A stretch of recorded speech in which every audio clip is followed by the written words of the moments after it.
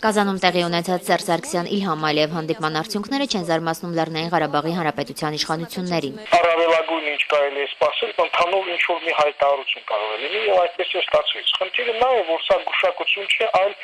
Ադրբեջանի մենք բավականին լավ գիտենք։ Կազանում որևէ բեկում չակնկալելու համար ըստ Դավիթ Բաբայանի կային հետևյալ հիմքերը։ Բանակցությունները ընթանում են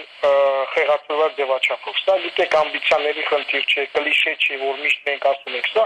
Իրավիճակն է, որ ստացվում է մի անտրամաբանական իրավիճակ, որ կողմերից մեկը պետք է իրականացնի այլ պետությունների կամ այլ կողմերի միջև կնքված պայմանագրերի դրույթները։ Դավիթ Բաբայանը համոզված է, որ Ադրբեջանը խնդիրը կարգավորելու մտադրություն չունի։ Նա պահանջում է այն, որը երևի պատմության մեջ չի եղել այդպիսի երբեք դեպք, երբ որ պետությունը, որը սկսել է պատերազմը, որը ագրեսոր է եղել, պարտվել է պատերազմում, հիմա ուզում է դիվանագիտական դաշտում կապիտուլյացիա ենթարկել ուրեմն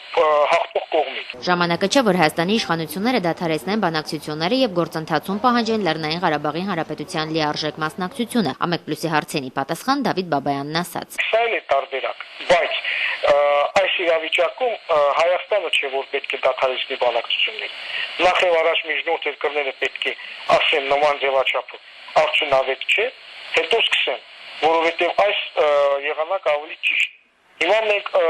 միջազգային հանրությունը ինձ թվում է պիտի բարձր գնահատի նաեւ Հայաստանի ջանքերը, որը